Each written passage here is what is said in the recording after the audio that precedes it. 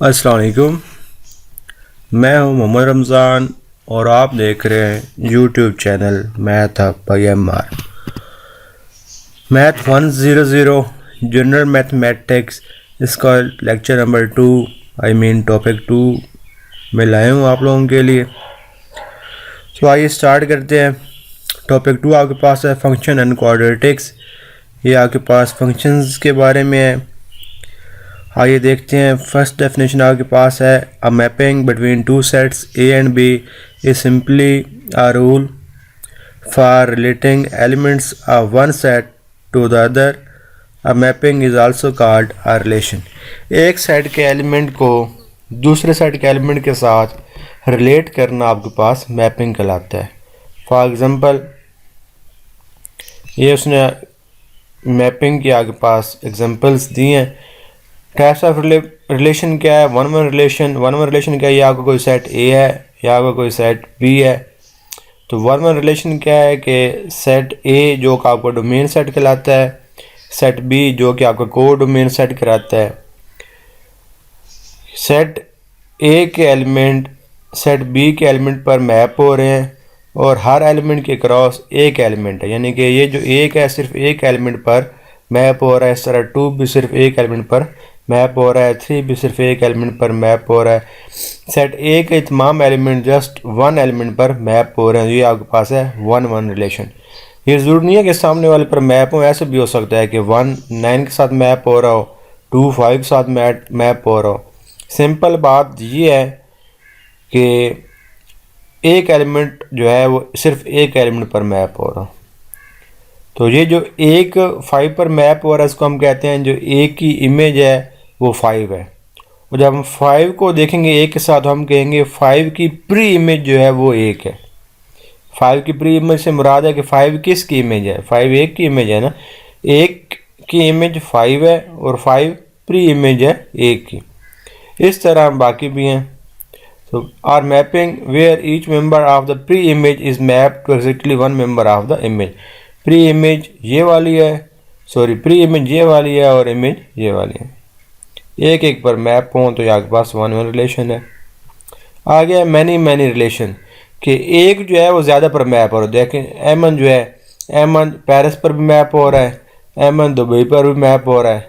ये पीटर है, Peter London पर भी मैप हो रहा है, पीटर न्यूयॉर्क पर भी मैप हो रहा है, पीटर साइप्रस पर भी मैप हो रहा है। तो ये जो है मैनी मैनी रिलेशन, यानी कि इमेज जो आपके पास ये सेट ए के एलिमेंट हैं ये सेट बी के डिफरेंट एलिमेंट पर मैप हो रहे हो। इस तरह ये जो सेट बी के एलिमेंट हैं ये डिफरेंट एलिमेंट की इमेजेस हैं।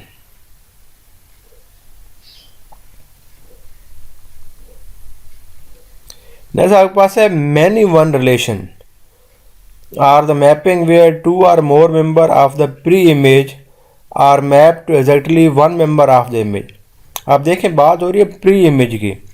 यहाँ पर आपके पास डिफरेंट एलिमेंट हैं कि ये वाले जो एलिमेंट हैं इनकी इमेज सेम हो, यानी कि बिलाल की भी इमेज 62 है, पीटर की भी इमेज 62 है, सलमा की भी इमेज 62 है। ये देखें many one, many first set के लिए है, वन सेकंड सेट के लिए कि फर्स्ट एलिमेंट में से मैनी होंगे लेकिन सेकंड सेट में से एक ही एलिमेंट होगा। ये देखें आलिया 66 ये तो वन ही होगी और जार की भी 64 है, अजीज़ की भी 64 है। तो मैनी वन का क्या मतलब है कि फर्स्ट सेट के डिफरेंट एलिमेंट सेट बी के एक ही एलिमेंट पर मैप होंगे। ये आपके पास होगा many one relationship.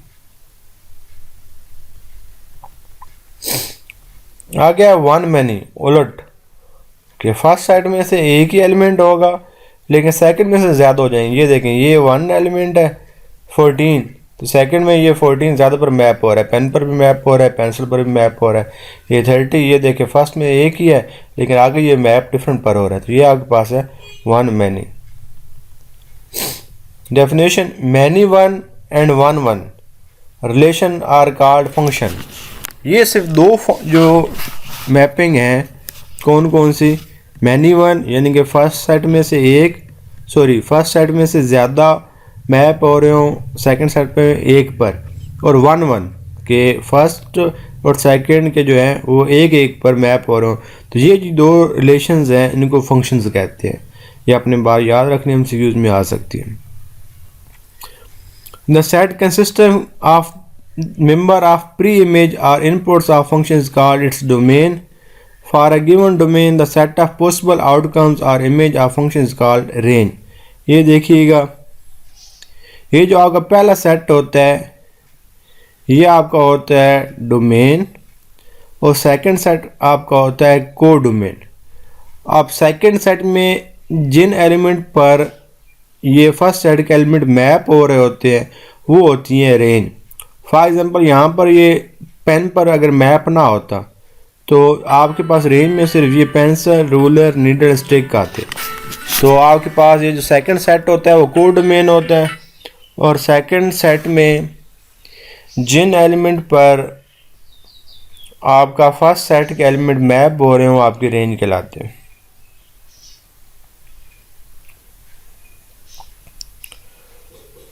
It is important to note that to define a function we need two things. One, the formula for the function, and two, चलिए इस बात को छोड़ें।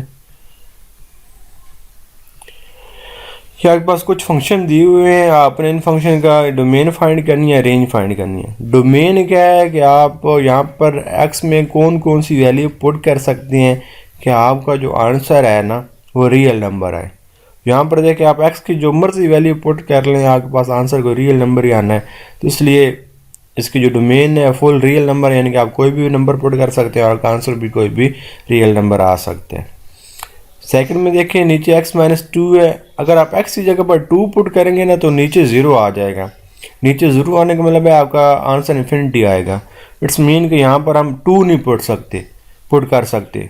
तो फिर आपके पास डोमेन क्या होगी, तमाम रियल नंबर होंगे लेकिन उसमें से आपने 2 को माइनस करना है, यानी कि 2 नहीं हो सकता। और रेंज क्या है, रेंज में आपके पास ऑल रियल नंबर है, ठीक है, यानी कि आंसर आपको कोई भी रियल नंबर आ सकता है। सेम यहाँ पर स्क्वायर रूट के अंदर आपको माइनस वैल्यू नहीं चाहिए होती, तो यहाँ पर क्या होगा कि आप x की वो वाली वैल्यू पुट नहीं कर सकते जिस पर ये अंदर आंसर माइनस का है। तो देखें 0 पुट करेंगे फिर भी माइनस का आएगा, 1 पुट करेंगे फिर भी -2 आएगा, 2 पुट करेंगे -1 आएगा, 3 पुट करेंगे तो 0 आएगा, ठीक है। इसका मतलब यह है कि आप 3 और 3 से बड़ी वैल्यू पुट कर सकते हैं, 3 से छोटी वैल्यू पुट नहीं कर सकते। इसलिए इसकी डोमेन क्या है कि x greater than equal to 3, यानी कि 3 और 3 से बड़े इसकी डोमेन है वो वाली वैल्यू हम पुट कर सकते हैं। रेंज क्या है, आप देखें स्क्वायर रूट है तो आपका आंसर ज़्यादा से ज़्यादा आप 3 पुट कर सकते हैं, तो 3 पर आपका आंसर क्या आता है, 0 आता है। और आप 4 पुट करेंगे तो फिर वो 0 से बड़ा आएगा, 5 पुट करेंगे 0 से बड़ा आएगा। तो रेंज आप असल में स्टार्ट कहाँ से हो रही है, 0 से हो रही है, 0 से आगे तमाम नंबर आ सकते हैं। इसलिए आपके पास जो रेंज है वो ग्रेटर देन इक्वल टू 0 है। यहाँ पर देखें क्यू ऑफ एक्स से आप कोई भी नंबर पुट कर सकते हैं, कोई इशू नहीं है। और आपके पास रेंज क्या आएगी, रेंज आपके पास greater than equal to, range आपके पास यहाँ पर अगर लिखे हुए हैं रेंज आपके पास आएगी ग्रेटर देन 2 नहीं आ सकती, बिकॉज देखें ना अगर आप x जगह पर 0 भी पुट 2 आ सकती है, ठीक लिखा हुआ है, क्योंकि x जगह पर हम -1 भी पुट कर सकते हैं तो आपके पास ये 2 आएगा। तो रेंज आपके पास ग्रेटर देन इक्वल टू 2 है। आप फंक्शन है, function is called an even function if its graph is symmetric with respect to the vertical axis, and it's called an odd function if its graph is symmetric with respect to origin। अगर vertical axis के symmetric होगा तो आपके पास function even होगा, अगर आपके पास graph जो है वो इस ओरिजिन के सिमेट्रिक होगा तो फिर ऑड होगा। सिंपल क्या है कि अगर आप x को अपने फंक्शन में x को -x के साथ रिप्लेस करेंगे और आपका आंसर वही फंक्शन आ जाएगा तो फिर ये आपका फंक्शन इवन होगा। लेकिन अगर आपने x को -x के साथ रिप्लेस किया और आपके पास उस फंक्शन का नेगेटिव आ गया है तो फिर आपका जो फंक्शन होगा वो ऑड फंक्शन होगा। फॉर एग्जांपल देखें f ऑफ x है, इसमें हम x को -x पुट करेंगे तो -x का स्क्वायर फिर +x स्क्वायर आ जाएगा, तो सेम फंक्शन आ जाएगा, इसलिए ये इवन फंक्शन है। और जब हम यहाँ पर x को -x पुट करेंगे तो -x की पावर 3 ऑड आएगी, तो आंसर -x की पावर 3 आएगा, तो आपका आंसर जो है वो -f ऑफ x आएगा। इस वजह से ये आपके पास ऑड फंक्शन है। यह आपके पास है कि आप फंक्शन को सम कैसे करते हैं, डिफरेंस कैसे लेते हैं, प्रोडक्ट कैसे करते हैं, डिवाइड कैसे करते हैं। Given function of F and G, then the function F of G, इसको रीड करते हैं। F of G is a composite function. Composite क्यों है, ये फंक्शन एफ और जी से मिलकर बना है। Where G is perform first and then F is perform on the result of G. G को पहले हम परफॉर्म करेंगे, उसके रिजल्ट पर हम एफ को परफॉर्म करेंगे। फॉर एग्जाम्पल ये आपके पास कोई दो फंक्शन है, F of X equal to 3x plus 2 और जी ऑफ एक्स आपके पास है एक्स स्क्वायर। हमने इनका composite function F of G find करना है। तो एफ ऑफ जी हम कैसे फाइंड करेंगे ज़रा देखते हैं।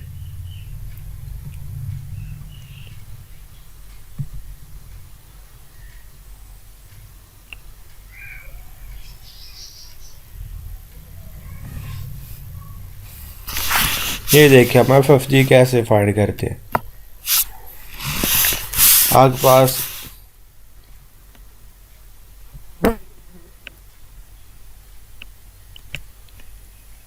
फंक्शन एफ ऑफ एक्स था 3x plus 2, F of X आपके पास है 3x प्लस 2 और जी ऑफ एक्स आपके पास है एक्स स्क्वायर। आपने एफ ऑफ जी फाइंड करना है। तो एफ ऑफ जी आप कैसे फाइंड करेंगे, आप ऐसे करेंगे, एफ ये जो ऑफ है इसको आप ब्रैकेट में चेंज कर देंगे और आगे आपके पास फंक्शन जी ऑफ एक्स आ जाएगा। जी ऑफ एक्स की आप वैल्यू पुट करेंगे, जी ऑफ एक्स की वैल्यू है एक्स स्क्वायर। आप देखें यहाँ पर एफ ऑफ एक्स स्क्वायर, इसका मतलब है कि फंक्शन एफ में जहाँ पर एक्स है उसकी जगह पर आपने एक्स स्क्वायर पुट करना है। तो ये देखें आपके पास फंक्शन एफ क्या था, ये 3 था, यहाँ पर आगे एक्स था, और लेकिन अब आपने एक्स की जगह पर क्या पुट करना है, एक्स स्क्वायर पुट करना है प्लस 2। ये आपके पास एफ ऑफ जी आ गया 3x स्क्वायर प्लस 2। तो इस तरह हम कंपोजिट फंक्शन फाइंड करते हैं।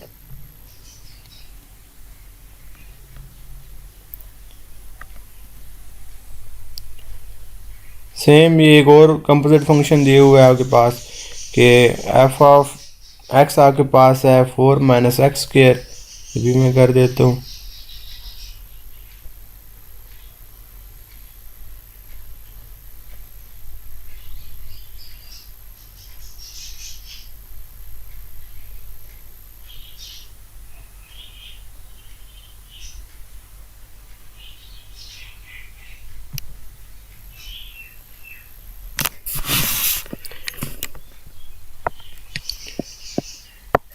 एफ ऑफ एक्स आपके पास है 4 minus X square square root and G of X आपके पास है, देखते हैं क्या है, जी ऑफ एक्स आपके पास है 3 माइनस एक्स स्क्वायर रूट।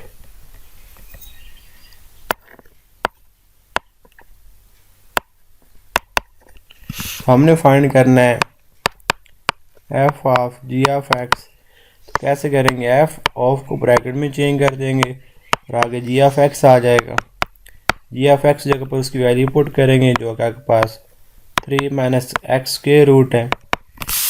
अब इसका क्या मतलब है कि फंक्शन एफ में जहाँ पर एक्स है वहाँ पर हमने ये वाली वैल्यू पुट करनी है। तो फंक्शन एफ आपके पास क्या है, square root 4 minus X square की जगह पर अब हमने ये वाली वैल्यू पुट करनी है 3 माइनस एक्स, ये ऊपर स्क्वायर आ गया, ये स्क्वायर और स्क्वायर रूट कैंसिल हो जाएंगे। ये आपके पास आ जाएगा 4 माइनस 3 माइनस एक्स, तो ये आपके पास हो जाएगा 4 माइनस 3 प्लस एक्स। 4 में से 3 को माइनस करेंगे तो आपके पास आ जाएगा 1 प्लस एक्स। तो ये आपके पास कंपोजिट फंक्शन आ गया।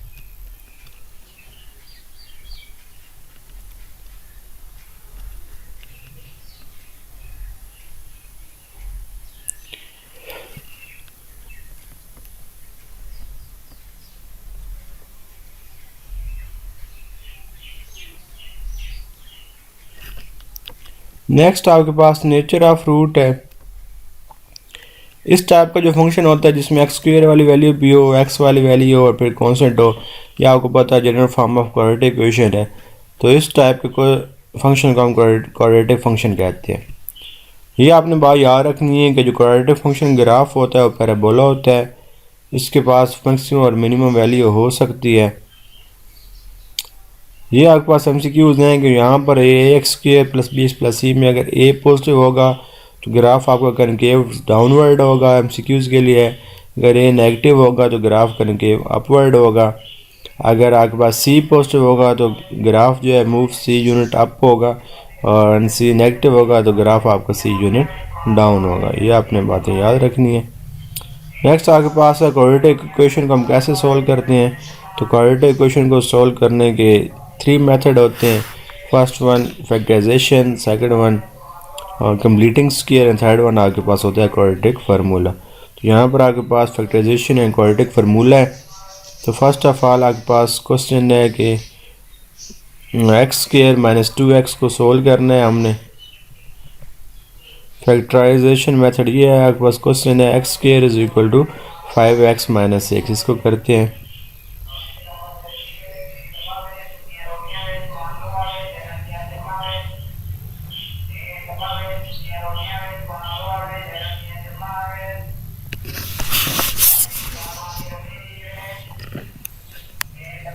क्वेश्चन आपके पास था जी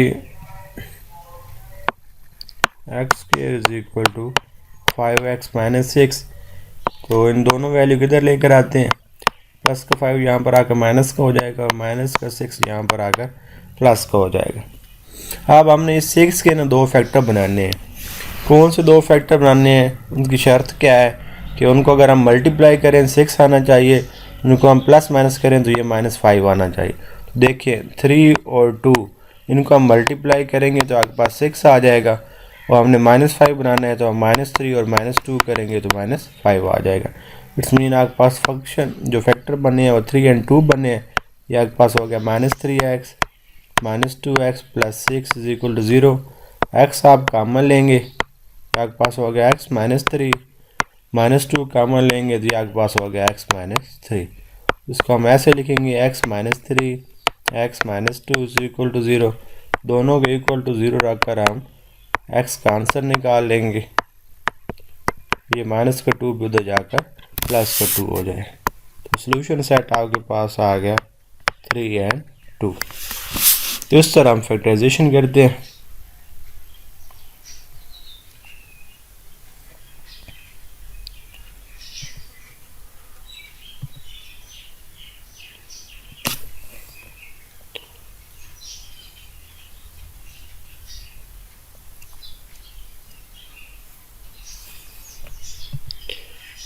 नेक्स्ट आपके पास है क्वाड्रेटिक फार्मूला। ये क्वाड्रेटिक फार्मूला होता है x equal to -b plus minus B square में 4s square root over 2a। ये जो स्क्वायर रूट के अंदर वाली वैल्यू है इसको हम डिस्क्रिमिनेंट बोलते हैं। ये देखें यहाँ के पास क्वेश्चन है, तो a क्या होता है, एक्स स्क्वायर का जो कोफिशिएंट होता है वो a होता है। यहाँ पर कुछ नहीं है, मतलब एक है b x का कोफिशिएंट होता है, c कांस्टेंट वैल्यू होती है। यह आपके पास फार्मूला है, आप वैल्यू पुट करेंगे सिंपली, b की जगह पर b की वैल्यू, a की जगह पर a की वैल्यू, c की जगह पर c की वैल्यू। तो 6 का स्क्वायर आप लेंगे 36 आ जाएगा। 36 में 4 3 12, 36 में से 12 को माइनस करेंगे 24 आ जाएगा। ये फिर आगे कैसे किए हुआ है ये मैं आपको समझा देता हूँ।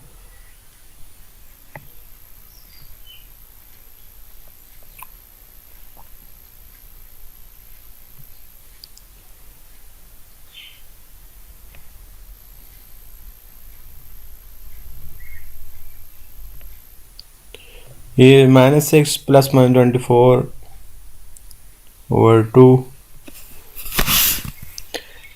-6 प्लस -24 ओवर 2। तो देखिए हम 24 को हम कैसे लिख सकते हैं, 4 इंटू 6 लिख सकते हैं। 4 6 और 24 होता है। 4 का स्क्वायर रूट 2 होता है, इसलिए ये बाहर आ गया और 6 ऐसे अंदर आ गया ओवर 2 कॉमन ले लें। 2 3 आर 6 के रूट ऐसे, ये 2 वाला बाहर आ गया, 2 से कैंसिल। तो ये आपके पास -3 प्लस -6 के रूट आंसर आ गया। तो ये इस तरह सोल्व किया हुआ। ये जो आपके पास डिस्क्रिमिनेंट है, इसकी बेस पर डिस्क्रिमिनेंट आपका जो है ये वो डिफ़ाइन करता है कि आपके पास एक क्वेश्चन के कितने सॉल्यूशन हो सकते हैं। ये आपके पास 4 इम्पोर्टेंट इसकी टाइप्स हैं, तो आपने ये बात याद रखनी है। ये आपके पास एमसीक्यूज़ में आ सकती है, अक्सर आती है। वो क्या है कि अगर आपके पास b² - 4 is greater than zero, greater than zero का मतलब है कि आपका आंसर जो है b² - 4 इसी का वो पॉजिटिव आए, तो फिर आपके पास जो रूट होंगे वो डिस्टिंक्ट होंगे, डिस्टिंक्ट रियल सोल्यूशन होंगे। डिस्टिंक्ट का मतलब है कि दोनों आंसर डिफरेंट होंगे। अगर ये इसका आंसर ज़ीरो है तो फिर आपके पास जो सोल्यूशन आएगा वो जस्ट एक आएगा, और अगर आपके पास ये नेगेटिव आ जाता है, यानी कि लेस दैन ज़ीरो का मतलब है नेगेटिव आंसर आ जाता है, फिर आपके पास कोई रियल सोल्यूशन नहीं होगा। रियल सोल्यूशन आपके पास ये 2 कंडीशन आपको गिवन है कि आपका आंसर या तो पॉजिटिव आना चाहिए या फिर आपका जो आंसर है वो ज़ीरो आना चाहिए। एग्जांपल देखें, ये आपके पास है, हमने चेक करना है कि इसके कितने रियल सोल्यूशन होंगे। तो यहाँ पर आपके पास b की वैल्यू 7 है, a की वैल्यू 2 है, c की वैल्यू 4 है। यहाँ पर हम पुट कर देते हैं, इसको सोल्व करेंगे तो आपके पास आंसर 17 आया है। देखें वो ग्रेटर दैन ज़ीरो है, फर्स्ट कंडीशन है, प्लस का है, तो इसलिए आपके पास 2 डिस्टिंक्ट रियल सोल्यूशन होंगे। या आपके पास शॉर्ट क्वेश्चन भी आ सकता है, एमसीक्यूज भी आ सकता है कि आपको एक क्वेश्चन दी हुई हो और आपसे पूछा जाए इसके कितने रियल सोल्यूशन होंगे। ये आपके पास एक क्वेश्चन है, यहाँ पर a की वैल्यू 2 है, b की वैल्यू 4 है, c की वैल्यू 2 है। पुट करते हैं, आपका आंसर 0 आ गया। जब आपका आंसर 0 आएगा फिर आपके पास 1 रियल सोल्यूशन होगा। और थर्ड वन आपके पास है a की वैल्यू 3, b की 4, c की 2। इस डिस्क्रिमिनेंट के अंदर वैल्यू पुट करेंगे, देखें आंसर नेगेटिव आ गया, लेस दैन ज़ीरो, ये थर्ड कंडीशन है। फिर नो रियल सोल्यूशन होता है, फिर आपके पास जो सोल्यूशन होता है वो कम्प्लेक्स में चला जाता है। तो ये था आपके पास टॉपिक नंबर 2, लेक्चर नंबर 2। अगर आपको वीडियो अच्छी लगी हो तो चैनल को सब्सक्राइब करें, वीडियो को लाइक करें। कोई भी क्वेश्चन हो तो आप कमेंट सेक्शन में पूछ सकते हैं। डिस्क्रिप्शन के अंदर मेरा व्हाट्सएप ग्रुप का लिंक भी होगा, आप चाहें तो उसको भी ज्वाइन कर सकते हैं। अपने बहुत सा ख्याल रखिएगा। Thank you. अल्लाह हाफिज़।